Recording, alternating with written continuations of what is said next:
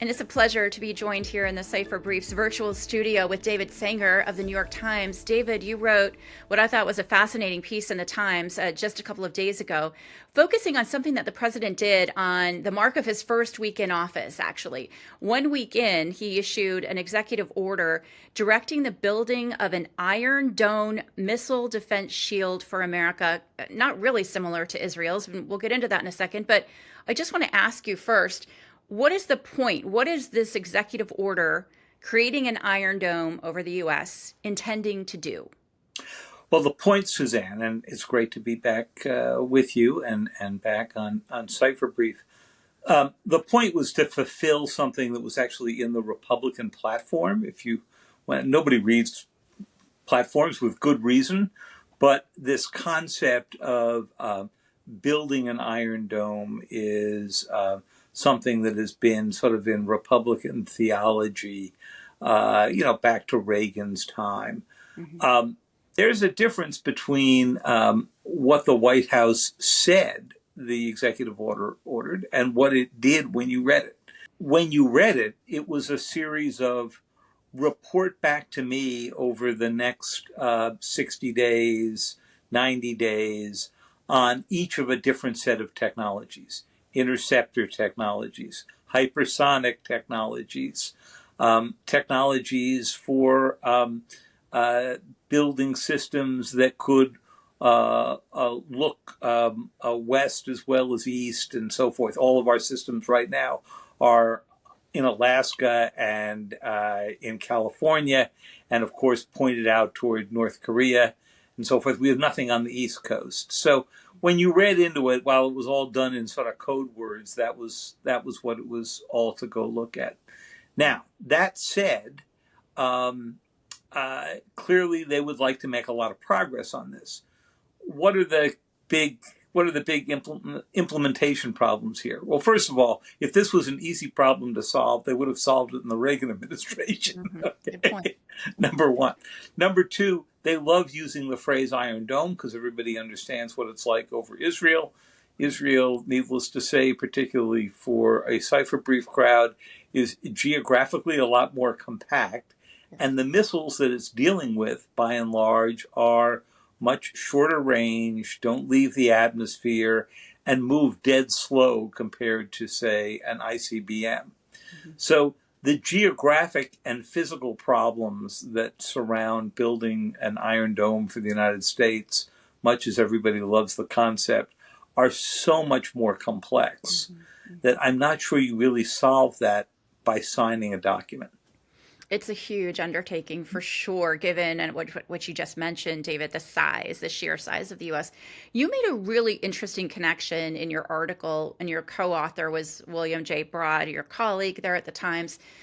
You also said that on the very same evening that this executive order was issued, just across town, the Office of Management and Budget had issued a spreadsheet detailing the suspension of funding for thousands of programs, but really interesting among those was freezing funds for nuclear protections.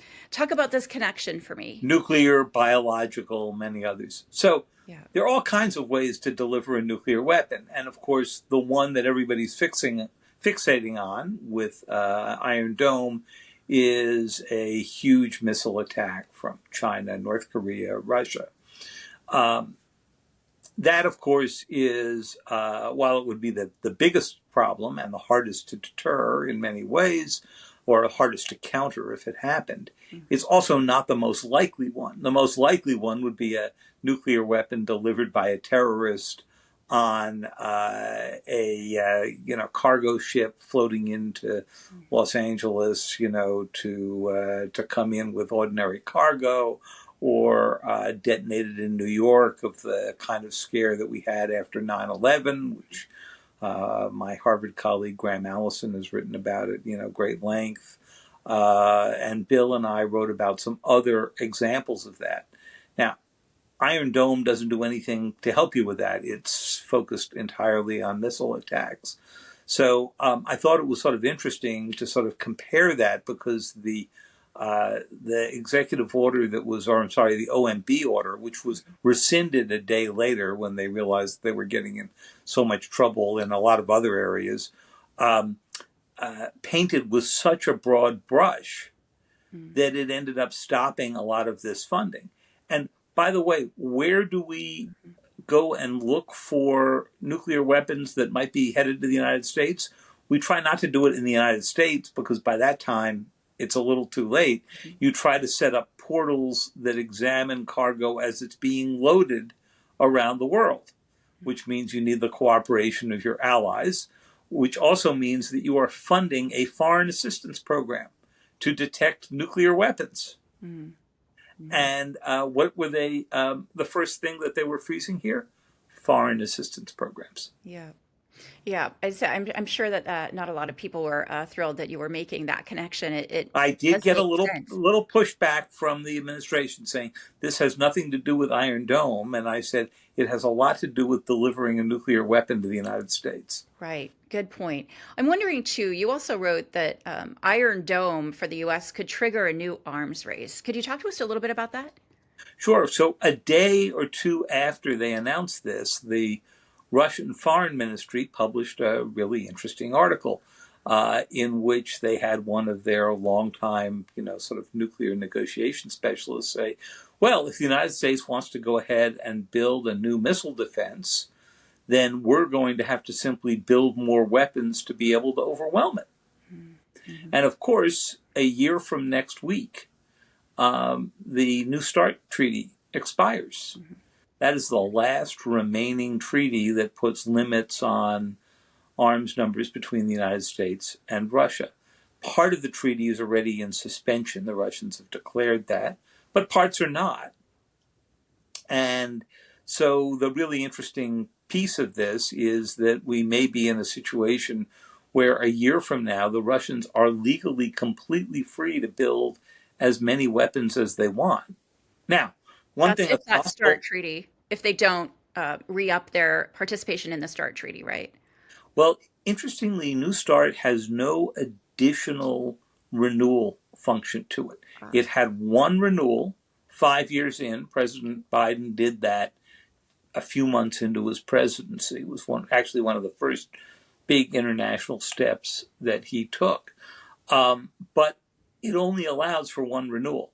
Mm-hmm. So you would have to negotiate a whole new treaty. Now, maybe you could do something as simple as sign a piece of paper saying everything else in the treaty goes by the boards, but we are keeping to the 1,550 deployed nuclear weapons limits. Mm-hmm. And I guess you could do that.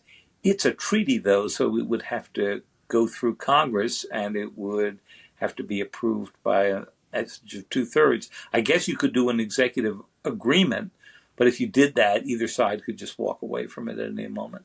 Mm-hmm. Yeah, and at a time when it's still very uncertain what President Trump's relationship is going to be with Russian President Vladimir Putin right now, it's probably difficult to predict where any participation by Russia in a New START treaty would go. The future of national security is here. Introducing the Cipher Brief's NatSec Edge Conference, June 5th through 6th, 2025 in Austin, Texas. Join leaders from intelligence, defense, private industry, and investment as they explore the innovations shaping tomorrow's world. Gain critical insights, connect with top minds, and shape the future of security in an interconnected world. Don't just witness the future, be a part of it. Secure your spot now at natsekedge.com. I have to ask you on a personal level, you've been writing a lot lately, particularly since this administration took over. Can I just ask you, David, what are some of the key things that are really jumping out at you that you think people need to really pay attention to? Well, a few things. First of all, the blitz of the past 10 or 11 days since the president was inaugurated is intended to be stunning in its size, right?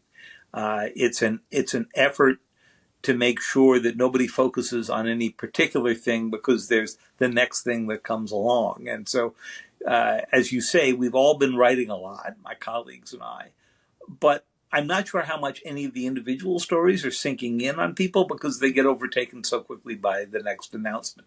And that is the point. That is part of their strategy.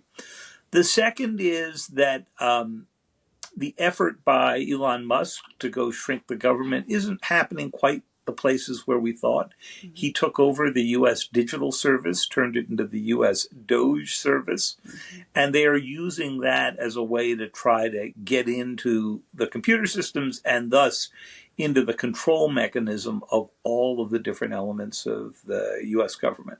Mm-hmm. And it's a really interesting way to try to control, cut budgets, and so forth. And I think you'll see a lot of programs that they try to dismantle that will be challenged because they were congressionally created. Mm. And I think the administration is thinking, well, we'll win some of these in court and we'll lose some, but along the way we will have made more progress by doing some of these. Mm-hmm. Third, on the international side, he is starting off by putting tariffs on Canada, Mexico, and China. The White House just told us today's Friday, that this will happen on February 1st, Saturday. That's before he has actually met and talked as president to the leaders of China, Mexico, and Canada. So it's an effort to sort of establish a piece of leverage along the way. Mm-hmm. And I guess the fourth big point that I would make is the president is obviously economically driven and transactionally driven. Mm-hmm. He is convinced that he can solve the Iranian nuclear crisis, solve the Ukraine war with an economic approach that would drive down the price of oil and therefore make Iran and Russia, both oil exporters, all the more desperate for absence of revenue. I'm not sure that alone is what's going to drive them. And, particularly for countries like Iran, they're going to have to make a choice whether to do a negotiated settlement with him or race for the bomb. Or different parts of the Iranian government may choose to go do both at the same time.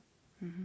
You've been covering national and global security for decades now. What do you think the likelihood is that Iran will go in one direction or the other? It's difficult to really pick up on indicators, even by those who study Iran nonstop. So the thing about Iran is it's run by sort of this, multi-headed hydra, right? So I think it's entirely possible that the new Iranian president may start a negotiation.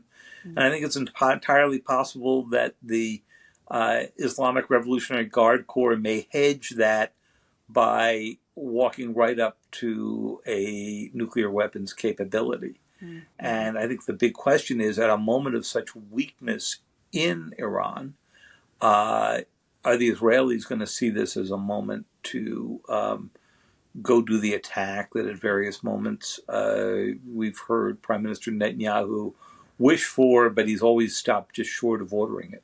Mm-hmm. David Sanger, what are we going to be reading from you next? Good question. I'm not entirely sure in what order you'll be reading these, but I'm sure if the president goes ahead with his tariffs over the weekend, you'll be reading a lot of analysis on that. I'm fascinated by the national security implications of DeepSeek. Yes. Right. I mean, if you were worried about